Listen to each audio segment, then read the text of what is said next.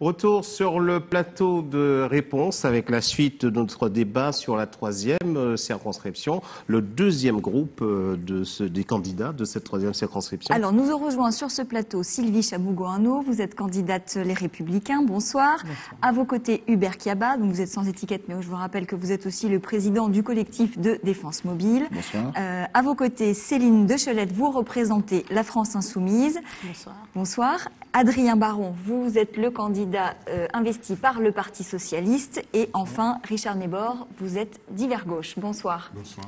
Alors merci d'être venu participer à ce débat pour la troisième circonscription dont on va rappeler les contours. Alors cette troisième circonscription couvre Bémao, Déhay, Goyave, Lamentin, Petit-Bourg, Pointe-Noire et Sainte-Rose. Donc je vous rappelle que c'était la circonscription d'Harry Chalus qui l'avait emporté de justesse face à Max Mathiazin avec seulement 728 voix d'avance en 2012. Alors cette année, la troisième circonscription est extrêmement convoitée, comme la deuxième et les deux autres d'ailleurs, puisque ce sont 23 candidats qui briguent un siège de député. Alors la première question, comme vous le savez, on va vous demander assez rapidement dans l'ordre de passage a été tiré au sort. Vous aurez le même temps de parole, ne vous inquiétez pas, on saura vous arrêter quand il le faut et vous relancer aussi quand il le faut. Alors la première question, c'est en quelque sorte votre profession de foi. On souhaiterait savoir quel type de député souhaitez-vous être si vous êtes élu, Sylvie Chabougo. Lorsque je serai élu député de la troisième circonscription, je serai le député de l'exigence. J'exigerai des autorités gouvernementales qu'elles prennent réellement en compte les handicaps structurels liés à notre insularité et à notre éloignement. Mais je serai aussi la députée de la proximité et je serai présente aux côtés des habitants de la troisième circonscription chaque année pour leur faire un bilan des choses accomplies tout au long de cette année. J'exigerai aussi des gouvernements que des mesures crédibles et fortes soient prises pour créer durablement de l'emploi, notamment dans l'agriculture, l'environnement, le numérique et les énergies renouvelables. Je serai donc une députée exigeante et de proximité. Merci. Hubert Kiaba, quel député vous voulez être? Alors, je ne serai pas aussi long que Madame Sylviano, je serai simplement le député du peuple. Je serai enfin le député du peuple. Voilà. Ça fait un moment que nous constatons qu'il y a une fossé entre la politique et le peuple. Et aujourd'hui, le député que je serai décidera, en fin de compte, emmènera l'Assemblée nationale à la porte de chaque Guadeloupéen. Merci. Céline Dechelette, vous représentez la France Insoumise. Quel député vous voulez être? Alors d'abord, bonsoir à tous les téléspectateurs de la TV Guadeloupe. Si je suis élue députée, mon objectif principal, évidemment, sera de porter le programme de l'avenir en commun de la France Insoumise, qui a été porté par M. Jean-Luc Mélenchon au présidentiel.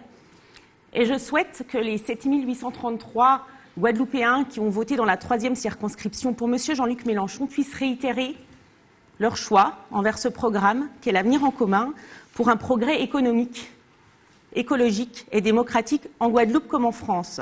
En effet, à travers son programme et à travers notre programme de l'avenir en commun, nous souhaitons sauvegarder les droits des travailleurs en maintenant la retraite à 60 ans, en maintenant les 35 heures, en augmentant le SMIC de 175 €, en augmentant les minimums vieillesse, en augmentant les allocations pour les adultes handicapés. Mon message est donc que nous pouvons avoir des jours heureux.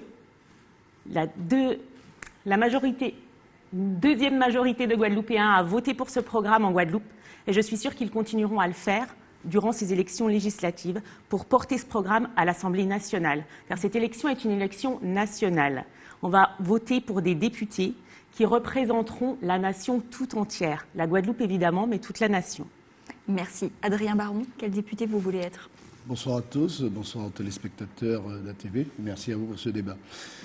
Avant de choisir d'être candidat à cette élection, j'ai réfléchi, j'ai consulté la population, j'ai discuté avec les gens, j'ai sillonné cette circonscription et j'ai ressenti effectivement une difficulté, une distance entre la population et les élus. C'est pour cela que je propose une offre politique différente, essentiellement basée sur le respect des engagements. Je crois qu'aujourd'hui, le peuple demande vraiment que les élus s'engagent de manière claire et nette. Le premier engagement, c'est briguer qu'un seul mandat. Je me suis d'ailleurs engagé à ne pas être candidat aux élections municipales prochaines. Je veux prendre le temps d'exercer pleinement cette fonction. Si vous êtes élu. Si je suis élu, mais si je ne suis pas élu également. Ah d'accord, ça c'est une information. Oui, tout à fait. Parce que je crois que chacun doit prendre ses responsabilités aussi et montrer sa réelle volonté. Nous sommes fatigués de constater que chaque fois, les élections sont toujours un tour de chauffe avant une autre élection. Le deuxième engagement, c'est la transparence sur la mission à accomplir. Je crois qu'aujourd'hui, il y a une certaine opacité dans l'action publique. Il est nécessaire de recentrer le débat et surtout résumez votre pensée, M. Barre. Que chacun puisse donner de la clarté.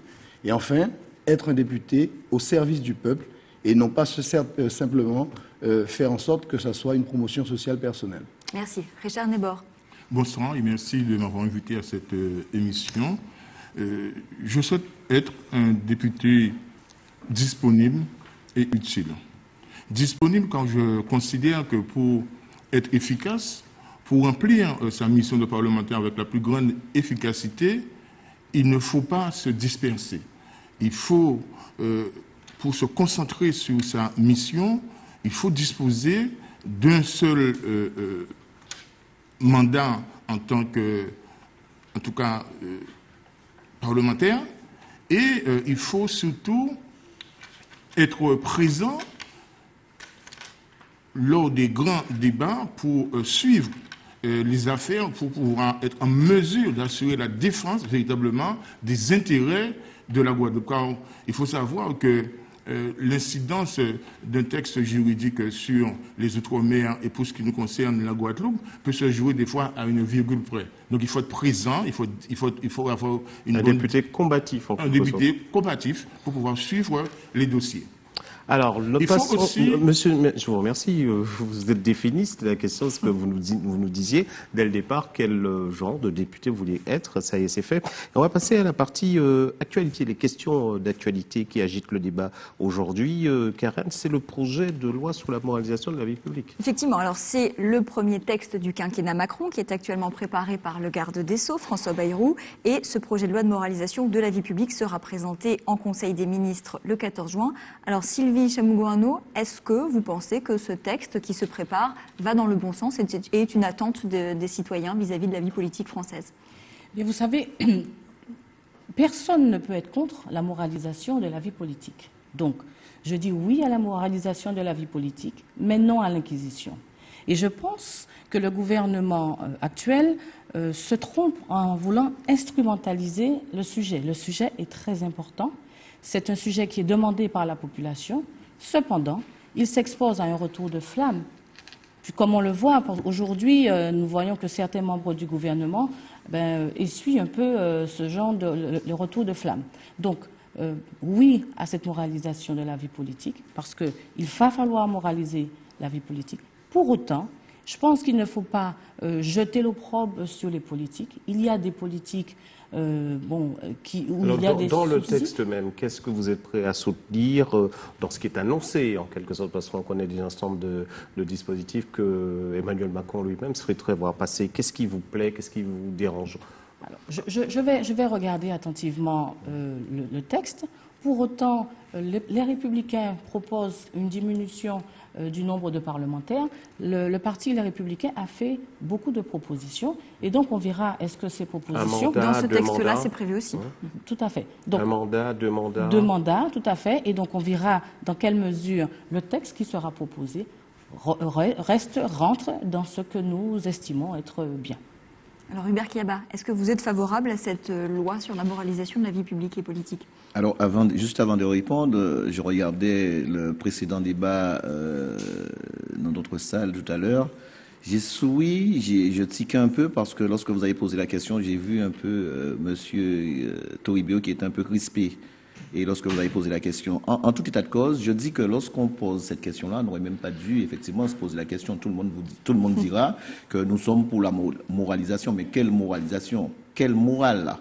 Aujourd'hui, nous constatons la manière dont les choses se passent, ne serait-ce que dans notre petit pays, où on se demande est-ce que véritablement il y a une morale. Alors, on nous dit que oui, mais... Vous pensez qu'on a là aujourd'hui une classe politique amorale? Mais tout à fait. Tout à fait. Il suffit de chercher, on trouve. On se pose la question. On dit aujourd'hui que bon, mais on voudra plus désormais qu'il y ait que le député ait comme collaborateur sa femme ou son enfant. Ce qui a pu être le cas dans la classe politique locale. Mais lorsqu'on vient faire de la politique, on vient parler pour la jeunesse. Lorsqu'on est parent, on doit avoir une morale. Et cette morale-là, on ne retrouve pas. Aujourd'hui, si on voit ce qui se passe en Guadeloupe, on a l'impression, on sourit. Il ne faudrait pas non plus que ce texte, cette loi, fasse comme la loi E20 pour le tabac, par exemple. Aujourd'hui, on a dit qu'on a fait la loi E20 pour dire qu'il est interdit de fumer dans les lieux publics, mais personne n'a pris encore un PV. On sait très bien que c'est une loi qui est là, mais que personne ne respecte.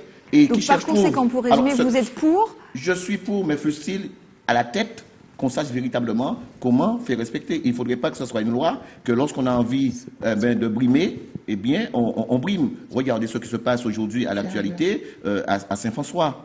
On parle de morale et aujourd'hui, en pleine campagne, on entend que oui, mais le maire de Saint-François décide de dire que moi, je vous enlève ça parce que vous n'avez pas respecté ce que vous avez dit au préalable. Alors, là, oui, tout le monde est pour la morale, tout le monde dira que je suis pour la morale. En tout état de cause, en ce qui me concerne, je dis qu'à partir du moment qu'on se présente devant le peuple, c'est qu'on s'estime et on se dit véritablement qu'on va effectivement pas se servir, mais qu'on va servir ce peuple qui a été trop souvent oublié. Alors, Céline Deschelette, est-ce que cette loi sur la moralisation de la vie publique va dans le bon sens selon vous? Évidemment qu'elle va dans le bon sens, je pense qu'on est tous d'accord là-dessus, tout le monde le dit. Simplement, moi je trouve qu'elle est un petit peu légère. Je pense qu'il y a d'autres propositions qu'on pourra faire pour moraliser cette vie politique. Dans notre programme, je crois qu'on propose le droit de révoquer les élus en cours de mandat s'ils ne respectent pas les promesses qu'ils ont engagées. On sait très bien que les promesses, c'est seulement des promesses. Donc moi, je suis pour la révocation des élus pendant leur mandat. On peut le faire par référendum, c'est possible. C'est le peuple qui révoque. Il suffit que 15% du peuple demande un référendum pour révoquer le mandat d'un élu. Et cet élu sera révoqué. Et ça aurait pu être possible ici. Je crois qu'ici, en Guadeloupe, on a le plus mauvais député présent à l'Assemblée nationale, je crois. Je pense que les Guadeloupéens ne sont pas très fiers d'avoir cette représentation-là. S'ils avaient pu révoquer cette personne, nous n'aurions pas cette célébrité qu'on voudrait refuser.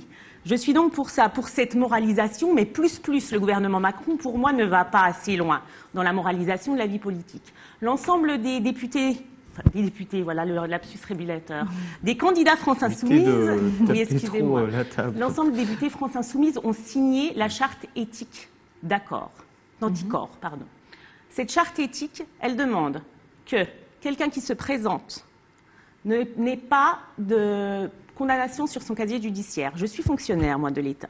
On m'a demandé, en tant qu'enseignante, de n'avoir rien sur mon casier judiciaire. Les journalistes aussi, je vous rassure. Les journalistes aussi. Alors, est-ce qu'on ne peut pas demander ça aux hauts fonctionnaires, à la plus haute place de l'État? Je crois qu'on en est là dans cette moralisation. Il faut aller plus loin. C'est un début. Et je pense que pour les députés, mais l'étendre. Un écran de fumée. Il faut étendre cette moralisation de la vie politique, aller plus loin pour que vraiment le peuple y croit. Adrien Baron, est-ce que cette loi va dans le bon sens? Tout d'abord, je voudrais dire que dans le dernier gouvernement, il y a eu des choses qui ont été faites, puisque bon, on a bien compris depuis quelques années que le peuple est de plus en plus exigeant. Beaucoup a été fait, mais évidemment c'était insuffisant. Les affaires Cahuzac, la récente affaire Fillon, ont fait qu'aujourd'hui, eh bien, la population exige une transparence totale. Comme l'ont dit mes prédécesseurs, on ne peut pas être contre cette loi. J'attends cependant de voir le contenu définitif qui sortira dans quelques jours pour juger réellement. D'ailleurs, je me réserve le droit, si d'aventure la population accepte de me faire confiance, de poser les amendements nécessaires pour qu'elle soit, certes, qu'elle puisse aller le plus loin possible, mais dans le respect des libertés de chacun. Il faut aussi faire attention à ce que l'on ne rentre pas dans une espèce d'usine à gaz où on ne se retrouve pas, où les valeurs ne sont plus en mesure de pouvoir exercer. Bref, nous sommes pour cette moralisation et nous veillerons à ce que son application se fasse dans le bon sens. Alors Richard Nebor, vous la voteriez cette loi? Mais évidemment, je suis favorable à cette loi, sauf qu'au moment du vote, au moment du débat, peut-être, en tant que député, je serai amené à porter un certain nombre d'amendements en vue d'améliorer le contenu de ce texte. Il faut quand même que je vous dise que le débat sur la moralisation de la vie publique en France ne date pas d'aujourd'hui. C'est un vieux débat qui revient sur la place avec l'arrivée de M. Macron. Donc, je pense qu'il faut voter cette loi, mais il faut faire en sorte que cette loi-là, que la moralisation soit quelque chose une règle de conduite, en quelque sorte. Et que par conséquent, si je suis élu député, je me bats pour que ce soit le cas, eh bien, je voterai cette loi. Alors, est-ce que dans une démocratie, on ne paye pas si on a commis une faute? On est condamné, on a payé, il y a déjà la possibilité d'être rendu inéligible. Est-ce que c'est nécessaire d'aller encore plus loin sur le plan juridique? On est dans une société qui ne pardonne plus, qui n'oublie plus. On n'est pas dans une société qui n'oublie plus. Vous savez, ne serait-ce qu'on regarde autour de nous. Il y a des candidats, il y a énormément de candidats, et j'entendais mon ami Adrien parlait beaucoup du peuple. Alors, lorsqu'on parle de moralisation, on a envie de savoir où est-ce qu'on doit aller, où est-ce que ça doit commencer, où est-ce que ça doit se terminer. Il a parlé énormément du peuple. Il a dit que oui, mais bon, ça fait un petit moment que j'ai demandé à mes amis, et pourtant on a vu qu'il a dépensé énormément d'énergie à ce qu'il y ait l'aval des partis, des amis du Parti socialiste. En fin de compte, c'était bon, mais c'est normal. Il va me dire qu'il est encarté, mais je pense que l'effort qu'il a dû faire, ça va un peu l'essouffler, et que est-ce qu'il aura vraiment la possibilité d'être le député qu'il prétend, qu'il a envie d'être. Aujourd'hui, lorsqu'on parle de moralisation, on a envie d'aller plus loin. On a envie d'aller plus loin. On va effectivement se poser aussi des questions sur les limites. Aujourd'hui, nous sommes dans un petit pays où, lorsque je regarde les personnes qui sont là encore, est-ce que lorsqu'on décide, par exemple, de faire venir de Lamentin ici et de dépenser des millions, et qu'on voit qu'il n'y a pas d'eau, que la population souffre, et il y a tous ces problèmes-là, est-ce que c'est moral là? Est-ce que c'est moral tout ça? Alors, je pense que si on veut effectivement véritablement parler de moralisation, ça part de soi. Et aujourd'hui, il est important, effectivement, que chacun se regarde dans une glace et de dire jusqu'où on veut et on peut aller. Parce que c'est bien de voter une loi. Vous pensez qu'il faut commencer par le plus petit déjà, mais tout à fait, balayer devant sa porte Mais il faut balayer devant sa porte. Et vous allez voir, à la fin, la proposition que je vais faire, peut-être va déranger certains concernant si vous êtes député, vous allez vous faire quoi pour votre première décision. Je vais vous faire une réponse que vous allez peut-être... Alors, en attendant, Sylvie Chamogou. Moi, je pense que je pense qu'il ne faut pas tout mélanger. Et puis, la moralisation de la vie politique, il faut qu'on puisse avoir des députés, en tout cas du personnel politique, qui puissent respecter la morale, mais ne pas jeter la suspicion et en fait que tout soit englobé dans une sorte de magma informe. Je pense qu'il faut au risque de ne pas vouloir plaire, parce qu'en fait, quand on englobe tout, là, bien évidemment, vous aurez tout le monde qui sera d'accord.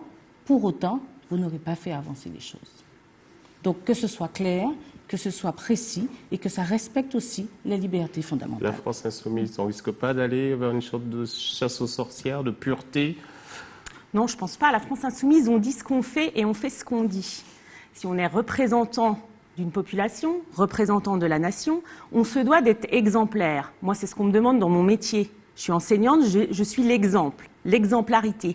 Si on commence à essayer de chercher, peut-être les politiques pourraient quand même faire un petit peu ça ou un petit peu ça, on sort de ce cadre. L'exemplarité, c'est n'avoir rien à se reprocher au niveau de la loi pour se présenter. C'est tout simple, je ne vais pas aller plus loin que ça. C'est la morale de tous. Il n'y a pas une question de pardonner ou de ne pas pardonner. On a payé parce que les fautes se payent. Les gens sont condamnés. Les fautes se payent, non? Les fautes se payent, mais quand on a quelque chose d'inscrit sur son casier judiciaire, on ne peut pas se présenter. Ça me paraît logique. On ne peut pas effectuer des milliers de travail en France. Donc pourquoi celui-là, celui d'homme politique? Alors Richard Nebor. Oui, il ne faut surtout pas donner l'impression à la population qu'il y a 2 poids, 2 mesures et qu'en étant finalement député, on est couvert et qu'on est surprotégé. C'est pourquoi c'est en ce sens que moi je suis tout à fait d'accord avec cette loi. Mais comme je vous l'ai dit, le moment venu, au moment de l'étude approfondie du contenu de ce loi, je vais apporter des amendements puisque je ne suis pas d'accord Alors lesquels précisément à 100%. Je pense par exemple au fait qu'il sera interdit d'embaucher un membre de sa Alors famille. Ça, ce sera déjà dans la loi. En tant qu'attaché parlementaire. Je trouve que quelque part, c'est tombé un petit peu dans le piège de M. Fignon à l'époque du débat, puisque ce qu'on reprochait à M. Fignon, ce n'était pas tant d'avoir embauché son épouse que de son incapacité à prouver le travail effectué. Comment voulez-vous qu'aujourd'hui, je suis un homme comme tous les autres, je m'engage dans l'action publique, je suis demain parlementaire, j'ai un membre de ma famille qui réunit les conditions, qui a le profil pour être attaché parlementaire. Pourquoi, au nom de cette loi, je ne serais pas capable de l'embaucher? Donc, je ne suis pas tout à fait d'accord. Donc on jette le bébé au fait avec l'eau du bain et vous êtes contre ça. Monsieur Baron, vous avez la possibilité de répondre à ce qui a été dit tout à l'heure. Oui, enfin non, je ne vais pas répondre à M. Cava, ça c'est sa responsabilité. Je dis simplement, il ne faut pas non plus tomber dans la paranoïa. Il y a des bons et des mauvais partout. Il y a des bons syndicalistes, il y a des mauvais. Il y a des bons agriculteurs, il y a des mauvais. Il y a des bons politiciens, il y en a des mauvais. Voilà. Mais on va pas commencer à dire que tout le monde est des voleurs. Il y a des gens qui sont ici, qui ont tout à se reprocher.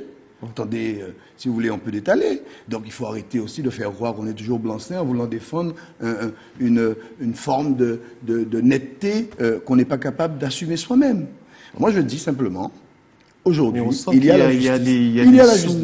On doit, il y a des propos et des sous-propos dans votre discours, monsieur Baron. Nous devons faire confiance à la justice, monsieur.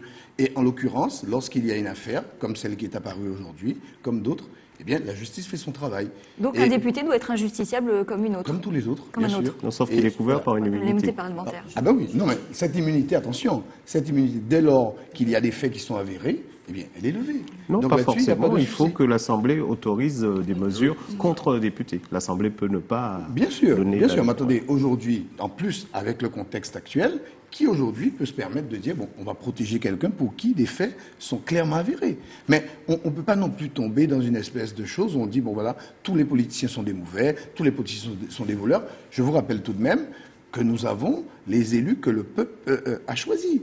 Donc, ne tombons pas non plus dans un truc où tout le monde dit tout et n'importe quoi. Soyons clairs, soyons respectueux d'une part, et puis surtout, attelons-nous à former demain une génération d'élus plus respectables et plus soucieuse de ne pas mettre en cause les deniers de la République. Alors un dernier mot, Sylvie Chamogouano, après c'est un autre sujet. Je voudrais quand même préciser à M. Nebor que concernant l'affaire Fillon, il a été mis en examen et personne ici n'est ni procureur ni avocat, donc l'affaire n'a pas encore été jugée, donc on ne peut pas dire son incapacité, ce que vous avez dit, à prouver le travail effectif de sa femme. C'est-à-dire que pour le moment, ce n'est pas encore... Enfin, nous sommes encore dans la phase d'enquête. Donc on ne peut pas dire ça. Pour moi... Je ne suis pas en train ici de faire le procès de M. Fignon. Je voulais simplement expliquer pourquoi je suis contre cet aspect de la loi qui interdit qu'un parlementaire puisse embaucher un membre de sa famille. Mais je ne suis pas en train de faire le procès de M. Fignon.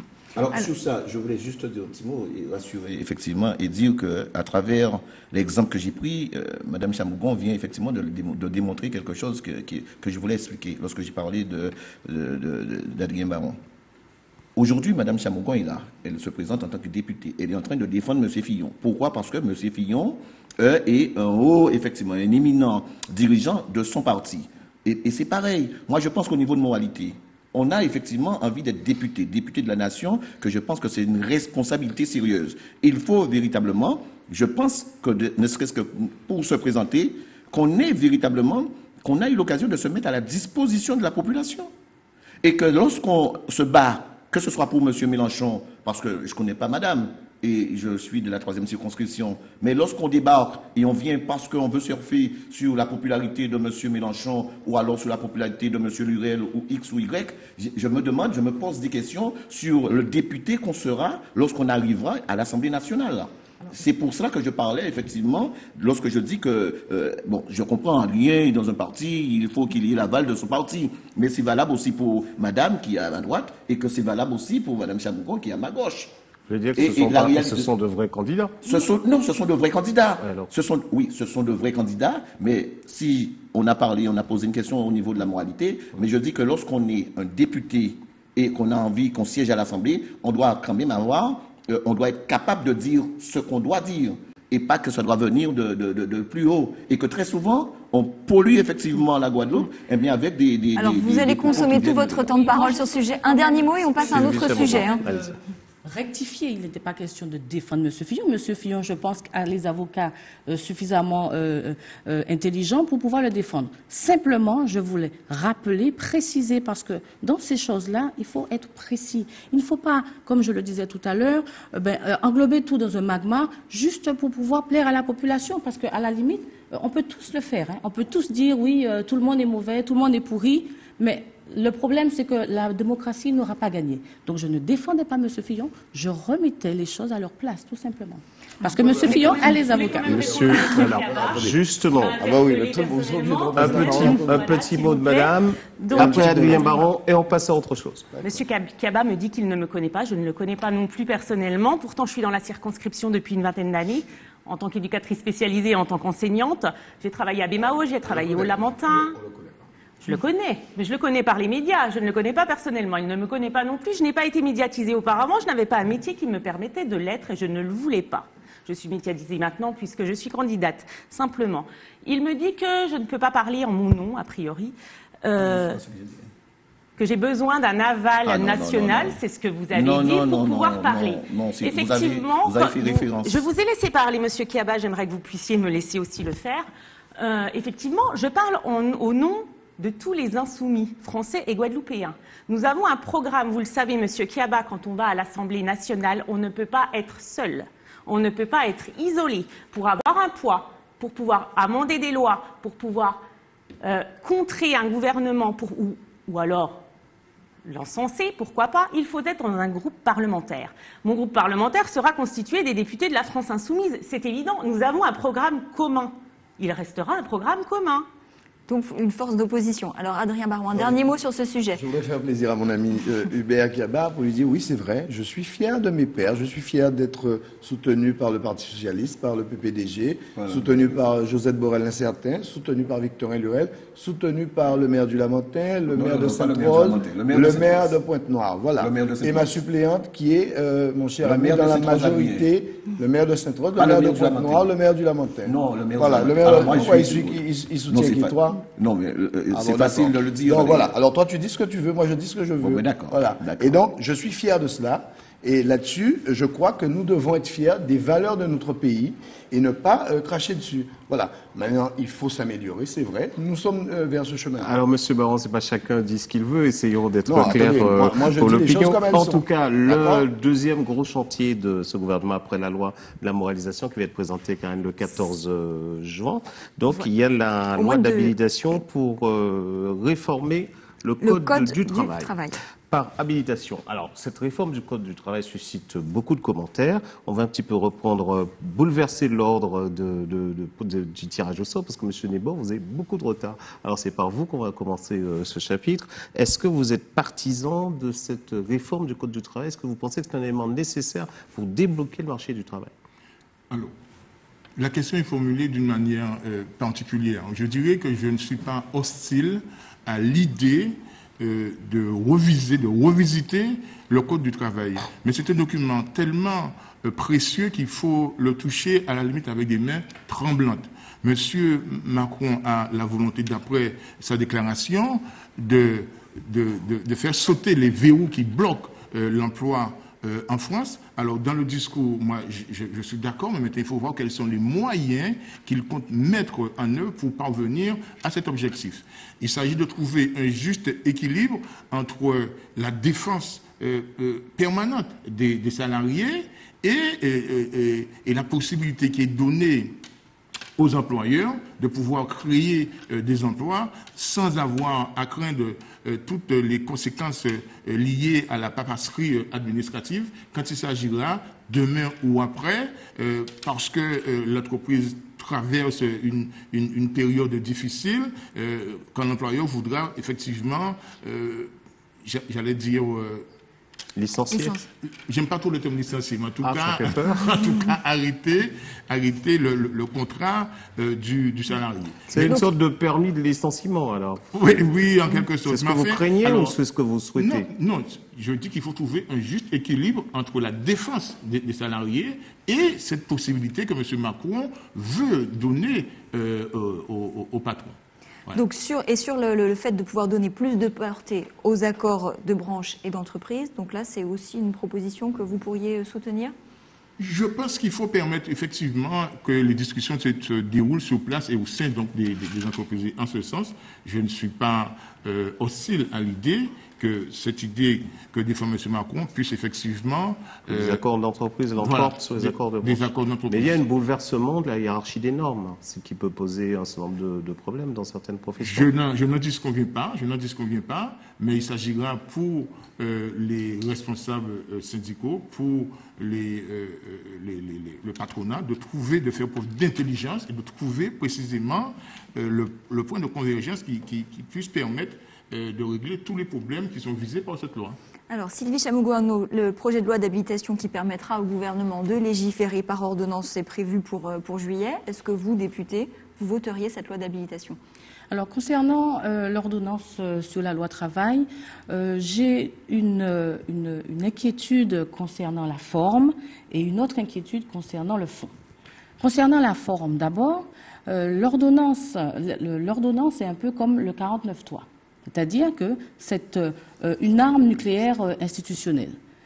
N'oublions pas aussi que Manuel Valls est mort quelque part du fait du 49.3.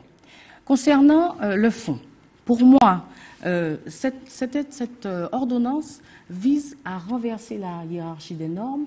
Ça veut dire que l'accord d'entreprise aura une primauté par rapport à l'accord de branche. Or, on sait qu'en Guadeloupe, il n'y a essentiellement, pour ne pas dire quasiment, que des TPE. Ça veut dire que ce sera l'accord d'entreprise qui sera appliqué. Je pense qu'il y aura... Enfin, ça me pose une inquiétude. Mais l'accord d'entreprise résulte d'un vote à l'intérieur de l'entreprise. Oui, bien. C'est aussi démocratique, non? Alors, moi déjà, comme je vous ai dit, la forme me pose un problème parce qu'on ne peut pas élire une assemblée le 18 juin et puis déjà annoncer qu'on va passer par ordonnance, même si ça fait partie du programme.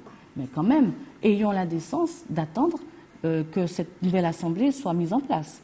Deuxièmement, il faut pouvoir consulter les syndicats. J'ai vu que les syndicats avaient été consultés, mais je pense que pour quelque chose d'aussi important, il faut qu'il y ait un débat. Moi, je pense qu'il aurait été préférable qu'il y ait un débat. Alors, on connaît la représentativité des organisations syndicales qui n'est pas extravagante, qui n'est pas très importante. Alors, je vous pose cette question volontairement, Madame, on va dire, Deschelettes, de la France Insoumise. Les ordonnances, c'est se passer de cette résistance aussi.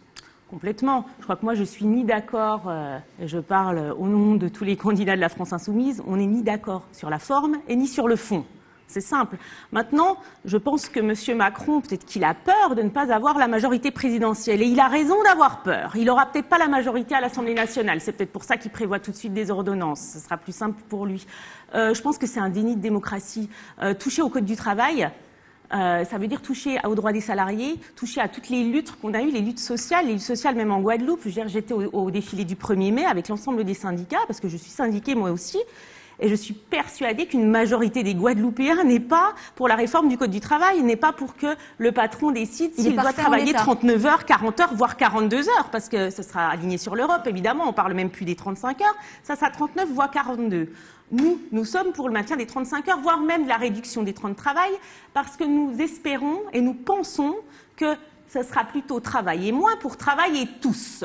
Et pas travailler plus pour enrichir les grands patrons. Ce sont les sens de la loi Aubry. On a vu que ça n'a pas donné de bons résultats. On n'a pas été au bout. Les 35 heures n'ont pas été appliquées partout. Alors, donc il fallait les appliquer partout. Ah oui, je crois. Et il faut même le réduire encore.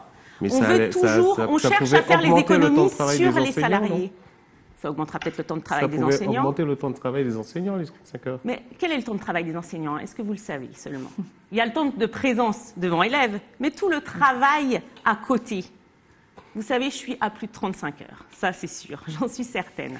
En tout cas, je ne suis pas ni pour la forme que veut M. Macron, ni pour son fond. Mais a priori, je ne sais pas, j'ai parlé tout à l'heure de savoir qu'il nous fallait un groupe parlementaire pour pouvoir voter des lois. Je ne sais pas quel groupe parlementaire les personnes autour de cette table vont rejoindre. Peut-être qu'elles rejoignent tous M. Macron. Tout c'est très en marche en ce moment et j'aimerais savoir un petit peu. A priori, il y aura voilà, un groupe Les Républicains, peut-être. Les Républicains, c'est très clair. Mais vous Hubert n'avez pas Keba, dit. voilà une Les question qui vous Républicains interpelle. disent déjà qu'ils rejoindront Vous M. Macron présentez comme, à la majorité. vous vous présentez comme le représentant du peuple, mais vous êtes à l'Assemblée nationale, il faut travailler, il faut vous mettre en équipe, il faut intégrer quelque chose pour être efficace. Alors, Monsieur Convention donne le micro à Madame pour diriger le débat. Moi, Mais elle ne dirige aucun débat. Non, on est sur la loi. On est sur la loi vous travail. avez posé une question On par est rapport sur la à loi la loi travail. Alors, je vais effectivement répondre par rapport à la loi travail, où j'ai effectivement des choses à dire, notamment après avoir vu le groupe précédent qui ont fait des réponses que je n'arrive pas effectivement à comprendre.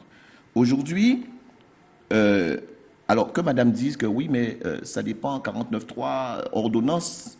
Si on est dans le désert, on a soif, on vous envoie de l'eau, vous n'allez pas poser la question, est-ce que c'est venu par hélicoptère ou alors est-ce que c'est venu par chameau, vous allez boire. Cela veut dire que si nous sommes dans une société où véritablement il y a un besoin et que la loi de travail s'impose, on ne va pas se poser la question si ça a été imposé, si ça a été par ordonnance ou alors ça a été par 49.3 ou alors ça a été décidé. En ce que moi je voulais dire, et de voir effectivement que des personnes qui ont l'ambition d'être députés répondent avec autant de légèreté. Est-ce qu'on peut dire aujourd'hui les conventions collectives, comment c'est appliqué dans les entreprises ici? Ici, il y a des conventions collectives, il y a des secteurs où il n'y a pas du tout de convention collective. Alors la loi El Khomri avait prévu que tout l'ensemble des conventions collectives soit appliqué ici aussi. Vous avez posé une question par rapport à la loi travail. Aujourd'hui, on n'a même pas été, on ne sait même pas ce qui se passe en Guadeloupe. Et c'est ce que je voulais dire. Aujourd'hui, lorsqu'on regarde, Madame parlait des enseignants, mais lorsqu'on regarde au niveau du service à la personne, lorsqu'on effectivement se fie à la convention collective, si on adapte la convention collective pour les associations qui font du service à la personne, il n'y aura plus d'associations. Avant effectivement de dire qu'on est d'accord ou qu'on n'est pas d'accord, faisons l'état de ce qui se passe en Guadeloupe et ce qu'il y a effectivement qu'il y a en Guadeloupe avant de donner effectivement son avis. Alors lorsque j'entends des gens qui disent que ouais, moi je suis chef d'entreprise et que je suis pour la loi travail, on se dit qu'il y a effectivement un problème. Alors, non, Monsieur pour la question, non, c'est pas comme ça que ça se passe. Vous avez beaucoup d'avance sur les autres candidats. Je vous demande gentiment de laisser la parole à Sylvie Chamogo, qui est en retard. Vous avez quand même posé sur mon appartenance. Sur votre appartenance. Vous aurez l'occasion de répondre. Sylvie Chamogo. Oui, je souhaiterais quand même rappeler à Madame de Chelette que je suis l'air républicain, candidate investie, et quand je serai députée, je siégerai dans le groupe des Républicains. Pour ce que vous disiez concernant certains Républicains qui ne le sont plus du reste, parce qu'ils ont été exclus, donc ça ne me concerne pas. Je suis aux côtés de ceux qui restent dans le parti. Et d'ailleurs, cette investiture est la reconnaissance du travail de terrain et du métier de mes convictions, même dans la tempête. Donc c'est très clair, je ne suis pas marcheuse. Alors pour rester sur la question du Code du travail, alors Adrien Baron, sur le fond et sur la forme, est-ce que vous êtes d'accord avec le projet de Macron, d'Emmanuel Macron? D'abord sur la forme, je crois que M. Macron a été élu sur un programme. Il a annoncé qu'il allait ne pas toucher à la loi El Khomri et porter quelques modifications par ordonnance. Les Français, les Guadeloupéens, il me semble qu'ici aussi, il est sorti en tête, ont accepté le principe. Donc, je ne vais pas remettre en cause ce principe-là, même si je pense que le débat est toujours nécessaire. D'ailleurs, je crois qu'il l'a commencé, et j'ai entendu les syndicats qui semblaient être plus ou moins satisfaits, même s'ils souhaitent aller plus loin. Pour ma part, je dis que je suis pour la liberté d'entreprendre. C'est nécessaire dans notre pays, notamment. Mais il faut faire très attention à ne pas toucher aux acquis sociaux, puisqu'il y a, depuis quelques années, depuis bien des années, des acquis qui ont été gagnés par le sang, par la sueur. Il faut respecter cela. Donc moi, oui, pour une amélioration de la loi travail, si, évidemment, elle maintient les acquis sociaux et qu'elle permet plus de flexibilité. Sur le principe, je suis d'accord. Je pense qu'il faut évoluer dans un contexte qui est celui mondial, européen. On ne peut pas rester Et figé. vous seriez prêt à rejoindre une majorité autour d'Emmanuel Macron pour voter ce projet? Alors, je vais expliquer cela. Je siégerai à la majorité présidentielle. D'accord. Là-dessus, c'est très clair. Simplement, je serai un allié loyal, mais exigeant des intérêts de la Guadeloupe. Et le Parti socialiste n'a pas l'intention de faire partie de la majorité présidentielle? On ne comprend plus. Non, attendez. Vous me dites que est-ce que le Parti socialiste fait partie de... On n'a Non, pas, non, au je moment dis où le nous parlons, Parti nous ne socialiste savons pas. n'a pas, Nous ne savons pas. cette Nous ne savons pas intention. aujourd'hui quels seront les vainqueurs. Vous faites comme si, au moment où nous parlons, on sait déjà qu'il y aura Donc, 10 moi, ce qu'on députés sait, par c'est que là, vous 20 allez par là, rejoindre En 50 Marche par là. si vous êtes élu. Non, alors non, je n'ai pas dit ça, monsieur. Ce n'est pas la même chose. J'ai dit que je participerai. Vous pensez aujourd'hui que vous aurez une crédibilité à aller être fondeur à l'Assemblée nationale? Vous pensez que vous pourrez aller... Non, il faut aller travailler. Il faut aller travailler honnêtement. Je dis que je serai un allié, mais un allié exigeant. Mon credo, c'est la Guadeloupe et les intérêts de la Guadeloupe. Voilà. Merci. Richard Un Nebor. dernier mot? Eh bien, moi aussi, je serai un allié, mais sauf que je ne serai pas un allié béat. Je ferai preuve de la plus grande vigilance pour faire en sorte qu'il y ait un juste équilibre entre la défense des intérêts du patronat et ceux du salarié. En ce qui concerne la Guadeloupe, je ferai aussi en sorte que les acquis qui ont été obtenus de haute lutte ne soient pas annihilés à travers cette loi. Alors, autre sujet d'actualité et autre chantier de ce gouvernement qui est prévu pour la rentrée, c'est la réforme de l'école dès la rentrée. Alors, Emmanuel Macron l'avait annoncé aussi pendant sa campagne. Il souhaite permettre aux communes qui le souhaitent de sortir de la réforme des rythmes scolaires. Il souhaite aussi également mettre en place des dispositifs d'études dirigées. Alors, Richard Nebor, vous avez un petit peu de retard, donc je vous repose la question d'abord. Est-ce que vous jugez que cette réforme envisagée par le gouvernement de l'école est une bonne chose? Il y a plusieurs volets dans cette réforme. La partie concernant le rythme scolaire, je sais que c'est une partie qui a fait l'objet de longs débats, parce qu'il se posait la question du financement de cette loi. Et à l'époque, on parlait de dotation d'amorçage, si j'ai bonne... Oui, l'aide aux communes pour pouvoir financer les nouvelles activités périscolaires. Alors, c'est à analyser avec une certaine rigueur. Par contre, s'agissant de la diminution des effectifs au niveau des classes, même si je considère que c'est une bonne chose, je me rappelle lorsque j'ai entendu cette information, j'étais dans ma cuisine avec mon épouse et je n'ai pas manqué de rigoler. Bon, 19, combien d'élèves? 12. 12 élèves par 12 classe. élèves par classe, en CP et CE1. Peut-être que dans l'absolu, c'est une bonne idée, mais sincèrement, je ne vois pas comment... Ça vous semble pas réaliste? Non, sincèrement. En tout cas, pour ici, vous pensez que ce ne serait pas...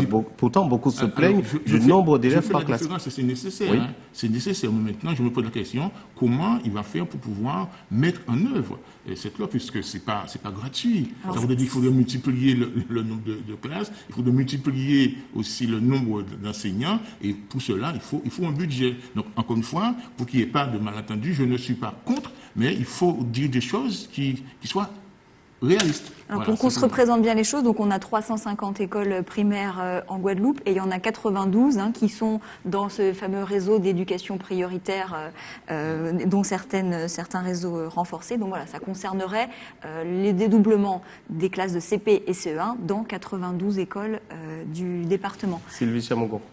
Il y a plusieurs choses à voir. D'abord, a priori, c'est une bonne mesure. Donc, elle ne me dérange pas.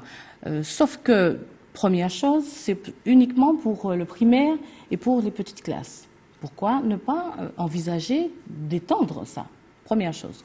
Deuxième chose, compte tenu du fort taux d'illettrisme en Guadeloupe, moi je souhaite que toute la Guadeloupe soit classée en zone d'éducation prioritaire. Pourquoi? Parce que là, on pourra avoir de vrais moyens pour pouvoir diminuer ce taux d'illettrisme en Guadeloupe. C'est très important. Parce que nous savons très bien que c'est... Moi, je suis enseignante. Donc, moi, j'ai des élèves arrivés au bac qui les fondamentaux ne sont pas acquis. C'est triste à dire, mais c'est la réalité. Donc, il faut renforcer justement les moyens pour que ces enfants arrivés à des classes aussi importantes aient acquis les fondamentaux. Parce que si on n'a pas renforcé les moyens, si on n'a pas renforcé Et justement, en les ayant moins fondamentaux, d'élèves par classe, c'est peut-être plus facile que ces fondamentaux soient maîtrisés. c'est pour ça que je demande à ce que toute la Guadeloupe soit classée en zone d'éducation prioritaire. Alors, il y a un paradoxe en Guadeloupe, c'est qu'on ferme des classes pour manque d'effectifs, et donc, en même temps, on dit, bon, là, ça va peut-être résoudre aussi le problème de fermeture des classes. Donc, vous inquiétiez tout à l'heure sur les moyens qu'il va falloir mettre en œuvre. Et moi, j'attends de voir. Je vous dis, je persiste en vous disant que je ne suis pas hostile. À la limite, je peux même vous dire que je suis favorable, mais encore faut-il qu'on puisse m'expliquer les moyens qui seront mis en œuvre pour réaliser cette réforme. C'est ça mon Oui, parce que pour fermer les classes, on en concentre sur d'autres unités déjà arrêtées avec les fermetures. Et puis aussi, pourquoi s'arrêter simplement à certaines classes? Je pense que cette loi devra avoir une porte beaucoup plus générale à l'ensemble de l'éducation, non pas simplement aux classes qui sont visées par cette loi. Sylvia Mougon veut vous répondre. Je voulais juste rajouter quelque chose. Et je dirais que, député, je réunirai les parlementaires outre-mer pour exiger un ministère d'outre-mer de plein exercice. Et là, on pourra vraiment se pencher sur des problèmes tels que ceux dont on parle là. Parce qu'avec un ministère de plein exercice, voire un ministère d'État, on pourra avoir les moyens. Il n'est pas de plein exercice. Parce que, non, Monsieur Baron. Parce qu'en fait, soit il est rattaché au Premier ministre, soit il était rattaché antérieurement au ministère de l'Intérieur. Donc il n'est pas de plein exercice. Autre chose, non, il ne l'est pas. Non, il ne l'est pas. Je termine. Terminer sur celle que M. Baron va la parole. Et autre chose, je souhaiterais que ce fameux budget du ministère de l'Outre-mer, qui est aujourd'hui de 2 milliards d'euros, d'abord que ce budget soit augmenté et qu'il soit sanctuarisé. Et là, on pourra avoir de vrais moyens, puisque ce sera un ministère de l'Outre-mer de plein exercice, on pourra avoir les moyens pour résoudre, en tout cas pour tenter de résoudre tous ces problèmes qui sont spécifiques à notre territoire. Alors, Adrien Baron et ensuite Madame de Chalette. Je ne veux pas polémiquer, mais enfin, il est de plein exercice depuis Sarkozy pour la nomination de Mme Panchard. Bon, bref. Ce que je veux dire, moi, je ne suis pas le comptable de la République. Je préfère un pays endetté et un peuple bien formé qu'un pays excédentaire riche et un peuple en dessous du niveau nécessaire de culture et d'éducation. Aujourd'hui, en Guadeloupe, nous avons un taux d'illettrisme, tu le disais, qui est trop énorme, 15%. C'est inacceptable. Donc on paye à crédit, c'est ce que vous voulez dire? Non, je ne parle pas là. Je dis. Si vous me dites, je préfère un pays endetté, Ah ça veut si, dire payer à crédit. moi je dis que l'éducation, d'accord, ça ne peut pas, on ne peut pas compter l'éducation. Ma question est, est-ce qu'on paye à crédit? Alors, payons à crédit s'il le faut, mais éduquons correctement nos enfants. Et moi, je dis aujourd'hui qu'il y a donc des vous priorités. êtes pour qu'on endette les générations futures. Il y a C'est des ça, monsieur Baron? priorités. Je dis qu'il y a des priorités, monsieur. Il y a des endroits où on peut dépenser moins, mais l'éducation, on ne doit pas lésiner sur les moyens.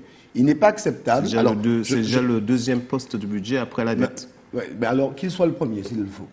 Qu'il soit le premier. Donc on continue de dépenser. C'est la logique socialiste. Comment voulez-vous demain avoir un peuple qui soit une population qui soit en mesure d'exercer, de créer des emplois, d'être une population active lorsque vous me dites que vous allez compter? Oui, je suis d'accord pour que l'on puisse mettre l'ensemble des établissements de la Guadeloupe en zone prioritaire d'éducation parce que c'est nécessaire.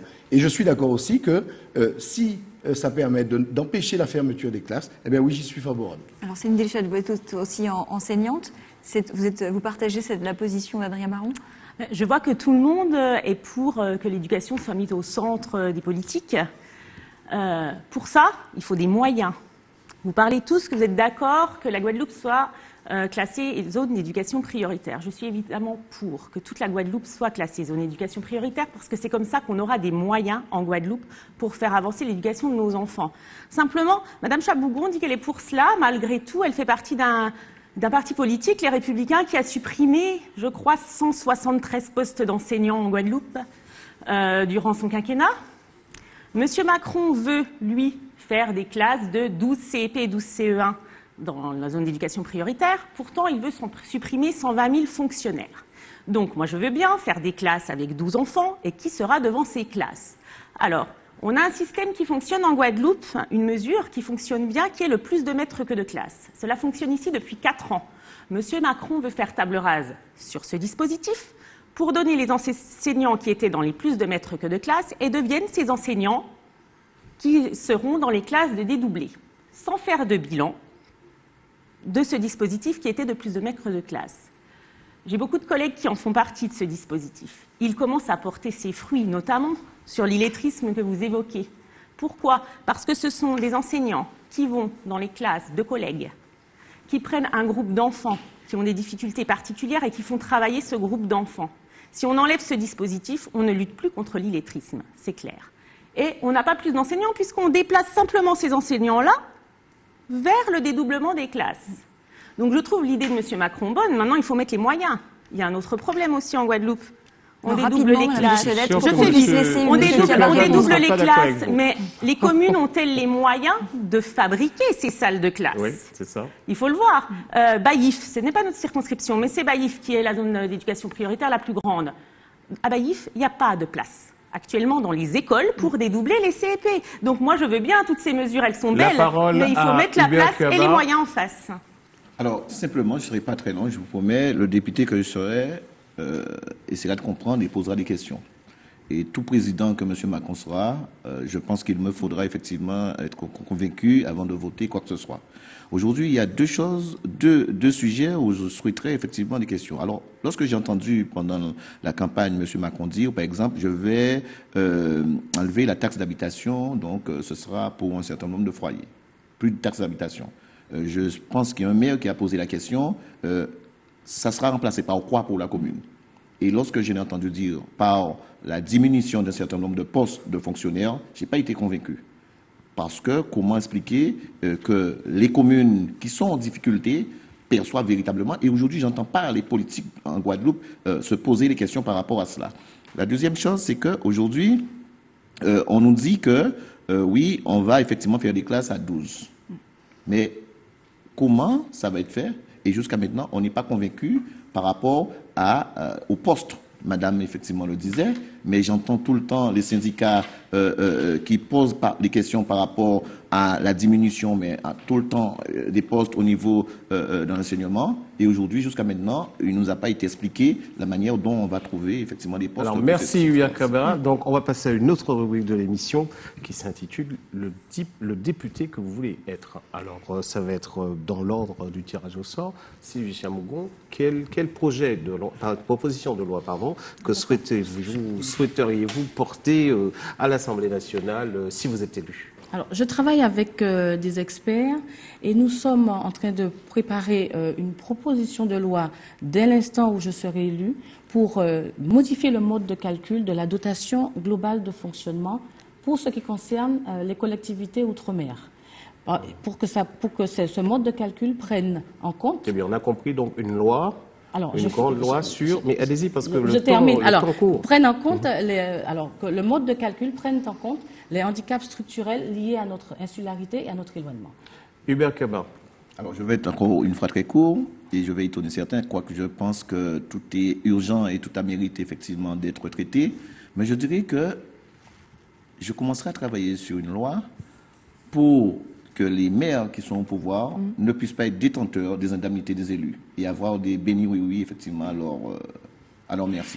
Alors merci. Alors, que ces indemnités soient, pourquoi pas, payées par l'État s'il le faut, mais que les maires n'aient pas le droit. Merci Hubert Cabera. Le 18 juin, si vous êtes élu, Céline Deschelette, quelle proposition de loi vous porteriez à l'Assemblée nationale? Alors, la première mesure qui me tient vraiment à cœur, ce sera l'école gratuite pour tous, notamment en Guadeloupe, où le matériel est payé par les parents, alors que ce n'est pas le cas en métropole. Donc une gratuité de l'école pour tous, avec la cantine gratuite elle aussi.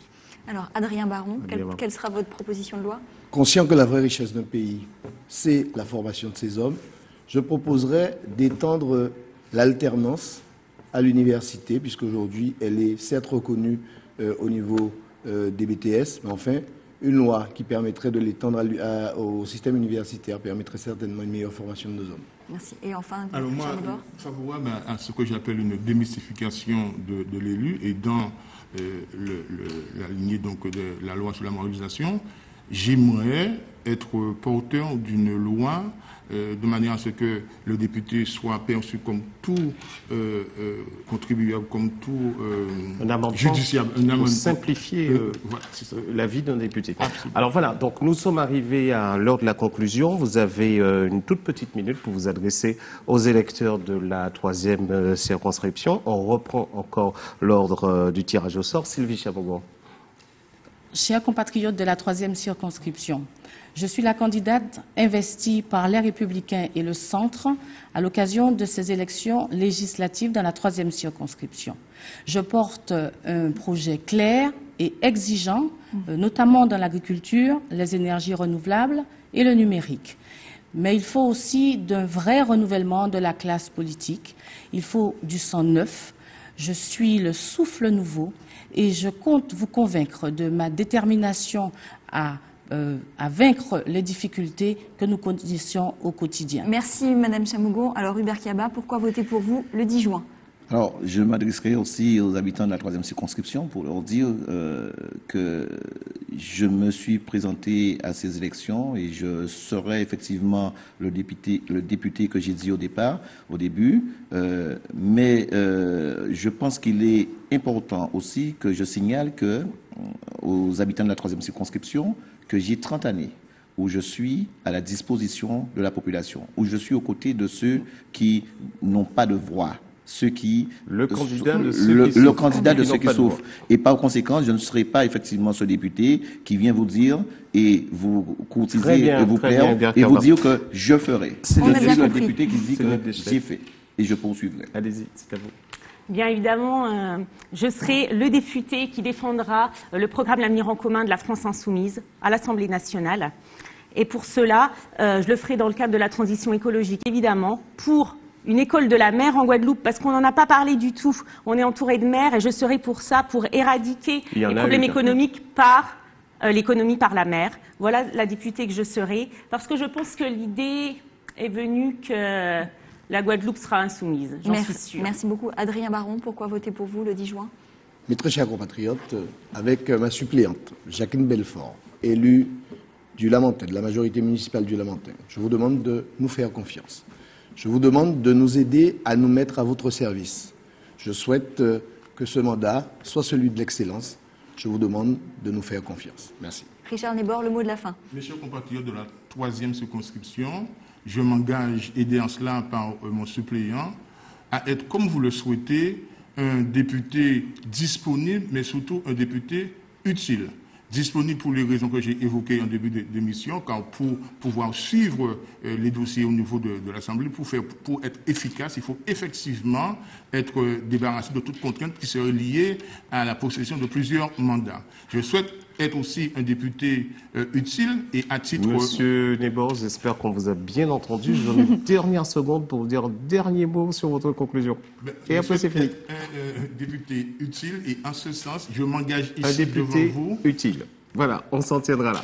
Merci beaucoup de nous avoir suivis pour ce deuxième débat. Dans un instant, le 3e groupe d'invités pour continuer à explorer les contours de la 3e circonscription. Alors, nous attendons donc 5 autres candidats. Jade Gallet qui représente la France qui ose, Félix Flemin du Parti communiste guadeloupéen, mais aussi Nestor Luce, le candidat investi par le GUSR, Marie-Agnès Castro de Combat ouvrier et enfin Rodi Tolassi du Front National. À tout de suite. À tout à l'heure sur ATV Guadeloupe.